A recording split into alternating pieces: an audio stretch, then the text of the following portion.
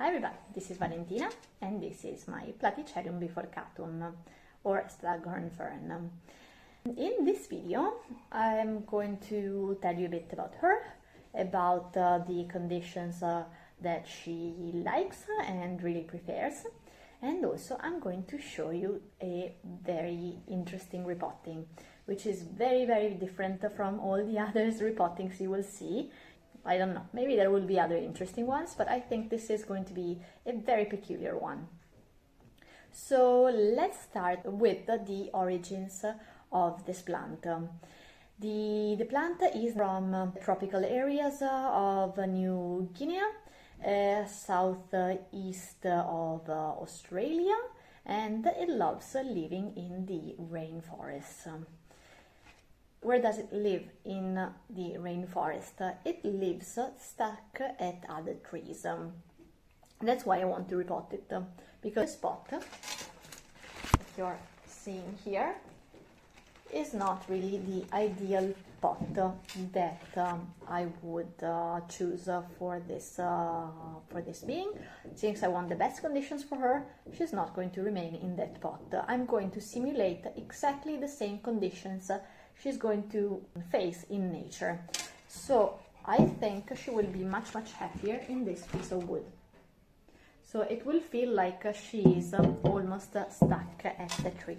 She's basically one of the plants that is called epiphytus, which indeed means that she lives grabbed on other plants and trees. So what does this imply? So rainforest implies that she wants warmth, humidity, and the amount of light should be moderate, so not very little light, but also not direct sunlight, because living under the trees, she's always protected by the leaves of other trees that will basically filter the amount of light that she's going to receive. I have researched about the temperature. They say on average not lower than 5 degrees, which is like something like about 41 degrees of Fahrenheit, but I think it's really too low for her, so I'm going to keep her indoors in my home, and her temperature is not going to go lower than 20 degrees, 19-20 degrees Celsius. So she's going to enjoy warm temperatures throughout the whole year. I think it's way preferable. Then what else? Fertilizer. I'm not going to fertilize her for quite some time because she's just come out of the nursery. I bought her, I would say, less than a month ago, so I assume they gave her all the best conditions for her to thrive, like everything and more that she needed, so I wouldn't really go much further, and plus she's going to eat a bit less because she's going to adapt to the new conditions. So as it comes to fertilizers, less is more. And in general, I read they were suggesting not more than twice a year. So basically in spring and midsummer, basically. That's the growing season, more or less. So I'll abide by that from next year, I would say. Now we are spring, end of spring, so I would definitely wait before I fertilize the plant. So what else? This plant has two types of leaves.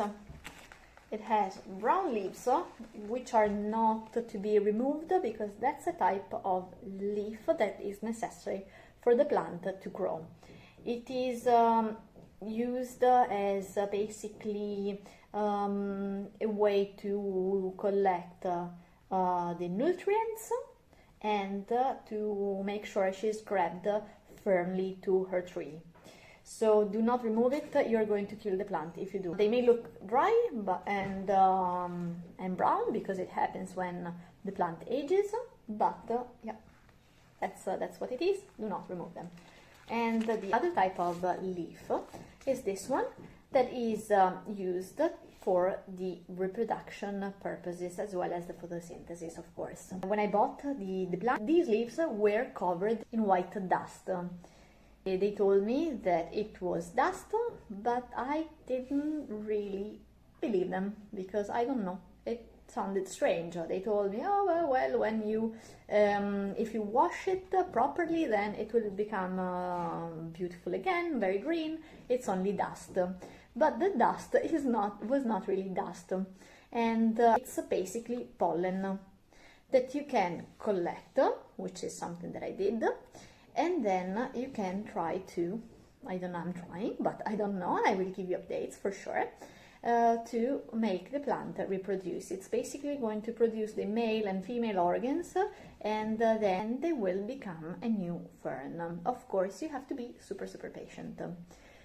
A quicker method of propagation is also, but I don't have them here, I don't think I do. We will go upstairs, and when I repot it, we'll check if there are any offsprings of the plant that I can't see because it's all kind of entangled in the pot. It's not really the right thing.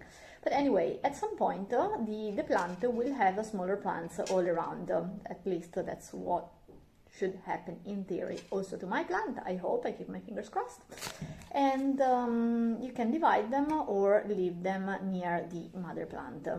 And right now I don't have any, so I don't have any choice to decide if I want them to stay near the mother plant or not. Yeah, let's go in the terrace and repot it.